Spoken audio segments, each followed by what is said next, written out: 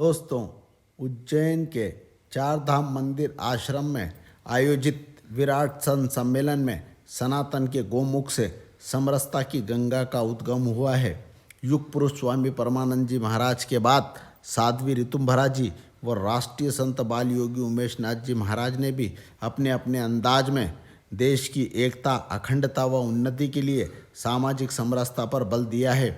आइए जानते हैं क्या कहते हैं संत।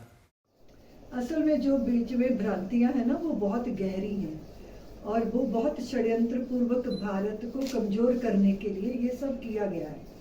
अभी आप देखो कि ब्राह्मण कभी कोई राजा वाजा नहीं रहे हैं।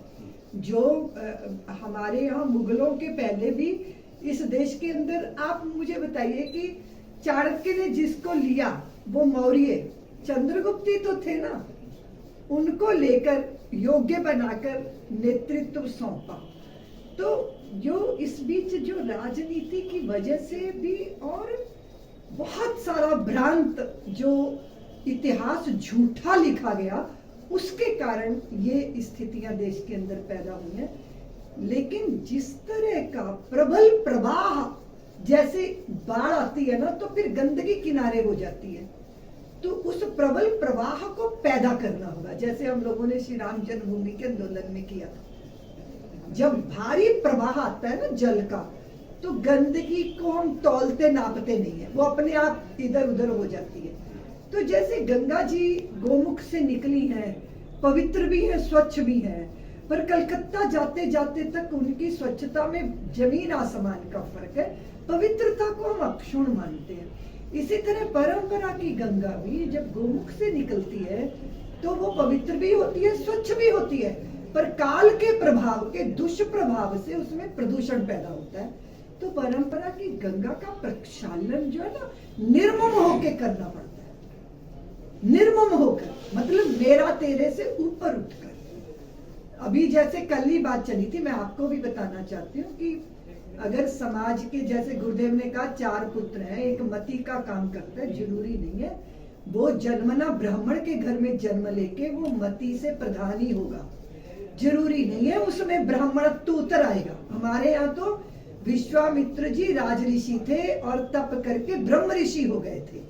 तो तप से और अपनी साधना से व्यक्ति उस गति को प्राप्त करता है। पर आप इसको छोड़ दो। पर अगर ब्राह्मण को मति माना गया तो फिर क्षत्रिय को शक्ति माना गया, वैश्य को स्थिति माना गया और शूद्र को गति माना गया। और जब भी हम किसी की मति से प्रभावित होते हैं तो उसका माथा नहीं छूते, हमारा माथा उनके चरणों में हो जाता है। इस महिमा को क्यों नहीं समझा जा रहा? उसके जो बीच में स्मृतियों की बातें की जाती हैं, बहुत भ्रांत बातें हैं। लेकिन सबसे दुर्भाग्यपूर्ण बात यह है कि जिनको स्पष्टता से, बहुत तीव्रता से, स्पष्टता से बता देना चाहिए, उनका मौन कभी कभी खलता है। वो क्या उसमें देखते हैं, क्या सोचते हैं। पर जब हम संतों के बीच बैठते हैं तो आप देखो, जब कोई, आज तक हमारे गुरुदेव ने, हम लोग भी तो ऐसे ही बैकवर्ड क्लास से आए हैं, हम लोग कोई बड़ी कुलीन जातियों के नहीं है। आज तक हमारे गुरुदेव ने पूछा नहीं कि तुम्हारी पहले जाति क्या रही, साधु की जाति पूछी ही नहीं जाती। तो इतनी उदारता जिस समाज में रही हो, वो ऐसी निकृष्टता से कैसे उतर सकता है? तो जरूर ये हमारा नहीं है, ये हमारे शरीर में पैदा हुआ फोड़ा है। फोड़े का इलाज करना चाहिए, ना कि पूरे शरीर को इनकार कर देना चाहिए ना। अगर गंगा जी के पंडे की बुरी आदतों से हम दुखी हैं तो हम गंगा जी का त्याग नहीं कर सकते ना। सनातन के प्रसाद से पूरा समाज कैसे वंचित हो जाएगा भाई? और ऐसा उसे करना भी नहीं चाहिए। और राजनीति की जो स्वार्थ है, उस पे हम अपने भविष्य को न्यौछावर नहीं कर सकते। और अभी आप देखो, संवैधानिक व्यवस्थाओं में भी देखो, और देश का नेतृत्व जिनके हाथ में है, उनकी भावनाओं को देखो। हमें वो ताकत आनी चाहिए कि हम इस जटिल जाल और षड्यंत्र से मुक्त होकर राष्ट्र के उत्कर्ष की तरफ बढ़े। छोटा बालक वो भी ब्रह्म विद्या को प्राप्त कर सकता है, उसका ये अधिकार है। और वाल्मीकि जी के ही वाङ्मय को पढ़ रहे हैं हम लोग, उन्हीं का रचा, उन्हीं से पूरा भारत संचरित है, तो उनके हृदय से करुणा जागी तो कैसे कोई दुराव कर सकता है?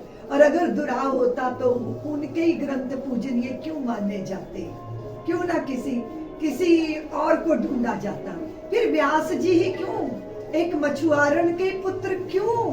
उन्हीं का वाङ्मय तो हम पढ़ रहे हैं। वाल्मीकि जी की रामायण से ही तो पूरे भारत ने काव्य पाया है, साहित्य पाया है।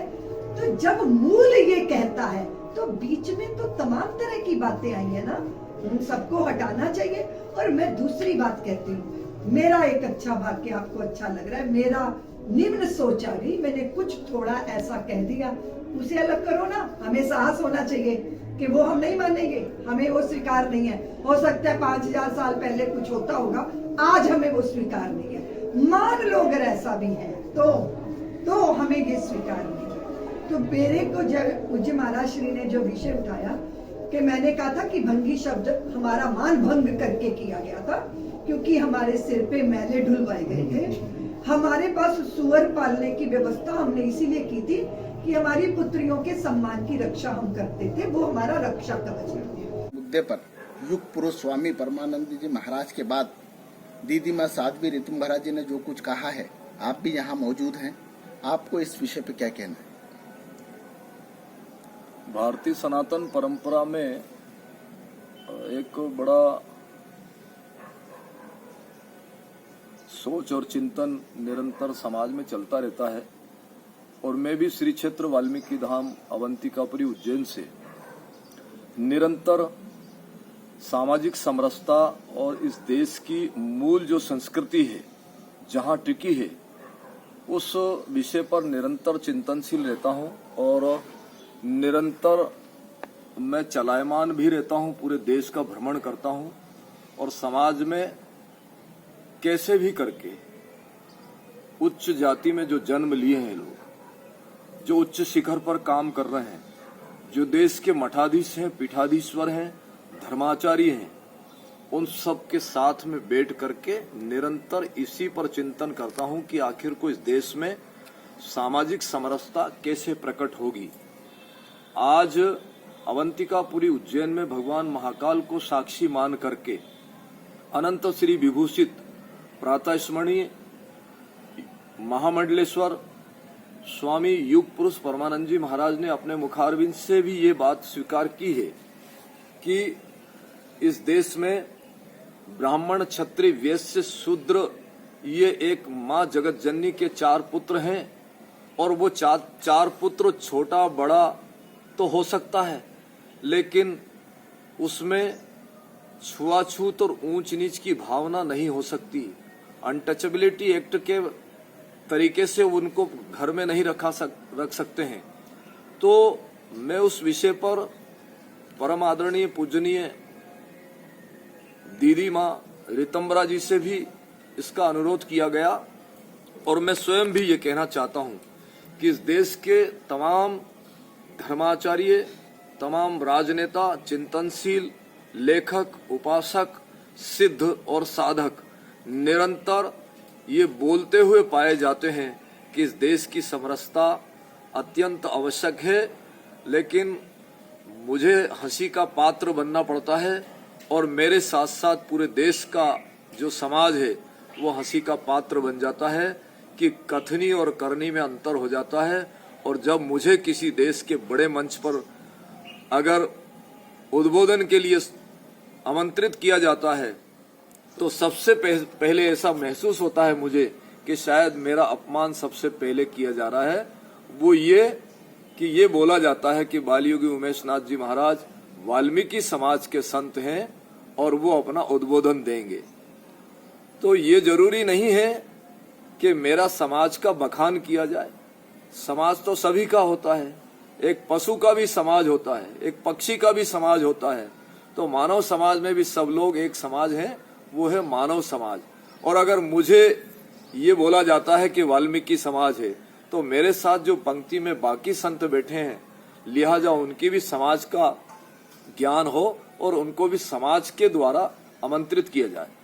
जबकि वेद की ऋचाएं ये कहती हैं कि वसुधैव कुटुंबकम, एक तरफ हम ये कहते हैं कि सर्वे भवन्तु सुखिना, कहीं ऊंच नीच का भाव नहीं है, और ये सब ऋषि मुनियों की परंपराओं से ऊंच नीच का भाव नहीं है।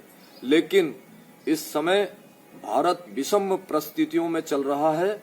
हम सब लोगों को मिलकर के, विशेषकर संत समाज, ऋषि मुनि, चिंतनशील, उपासक, सिद्ध और साधक, इन सब को ये निरंतर अपनी भाषा में ये देख लेना चाहिए कि मतलब केवल वाणी से ये ना कहा जाए कि देश संगठित हो, हम सब लोग एक साथ जिए।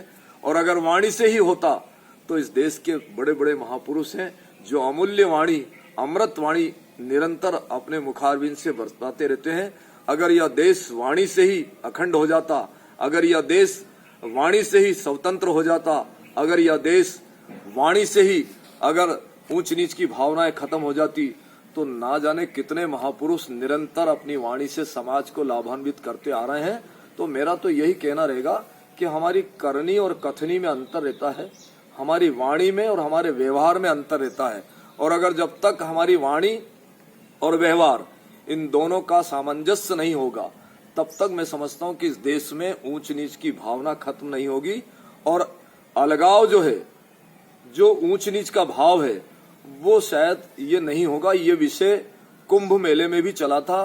सन 2016 में भी प्रातः स्मरणीय और महामंडलेश्वर अवधेशानंद गिरी जी महाराज ने यह कहा था कि हम अपने अपने अखाड़ों में भी महामंडलेश्वर की व्यवस्था बनाएंगे और विभिन्न समाज में जन्मे साधु, जो काबिल साधु हैं, जो उपासक हैं, उनको हम महामंडलेश्वर बनाने का प्रयास करेंगे।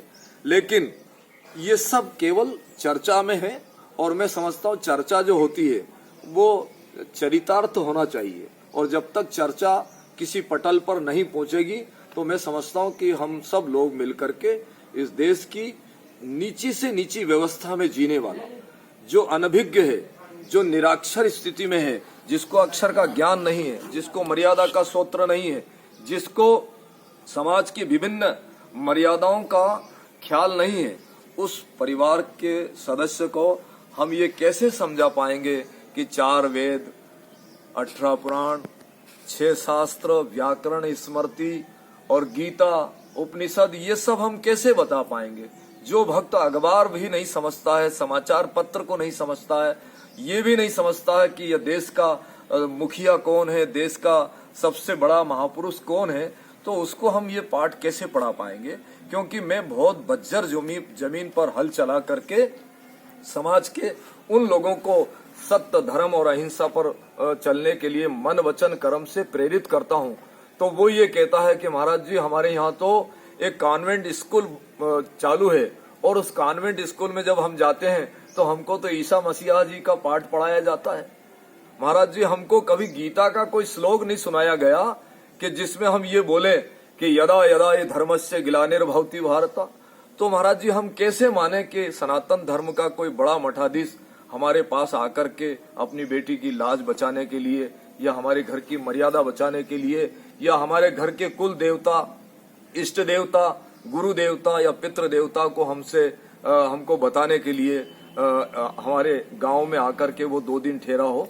क्योंकि हमारी तो ये स्थिति है कि हमसे तो एक जल का लोटा लेने में भी वो कतराने की स्थिति में रहता है। वो हमको ये समझता है कि हम नीची जाति के लोग हैं। संपूर्ण मानव समाज के लिए एक सूत्र में ये सोचे कि हमको मानवीय जीवन को सार्थक करने का संदेश देना है, ना कि ऊंच नीच की भावनाओं को, ना कि अपने अनुयायियों को, ना कि अपने शिष्यों को हम तार दें और बाकी को हम जो है रुष्ट कर दें, या बाकी को हम छेक दें, या बाकी को हम नकार दें। क्योंकि संत का भाव जो होता है वो समस्त जीवों के लिए एक समान होता है। ऐसी मेरी भावना है, और मेरा आग्रह समस्त दुनिया के जितने भी संत हैं, उन संतों महापुरुषों के चरणों में मेरा यही अनुरोध है, यही प्रार्थना है कि हम संतत्व को समझ करके सर्वे भवन्तु सुखिना की भावनाओं का आदर करते हुए, वसुधैव कुटुंबकम की जो लाइन है उसका आदर करते हुए, हमको अब अपना समस्त आडंबर उतार करके और हमको निर्मल भाव से समस्त जीवों के कल्याण के लिए सोचना है, उसमें कहीं ऊंच नीच की भावना ना हो। और पुनः युग पुरुष स्वामी परमानंद जी की वाणी को मैं आदर सहित आत्मसात करता हूँ कि जो ब्राह्मण क्षत्रिय वैश्य जो ये 4 पुत्र हैं वो एक जगत जननी माँ के पुत्र हैं, और उन माँ के पुत्रों को बांटा ना जाए, उनको एक दूसरे से खंडित ना किया जाए। इसी में हमारी भावना जुड़ी रहेगी, और इसी भावना का मैं आदर करते हुए सभी के जीवन की मंगल कामना करता हूँ। ऐसी मेरी भावना है।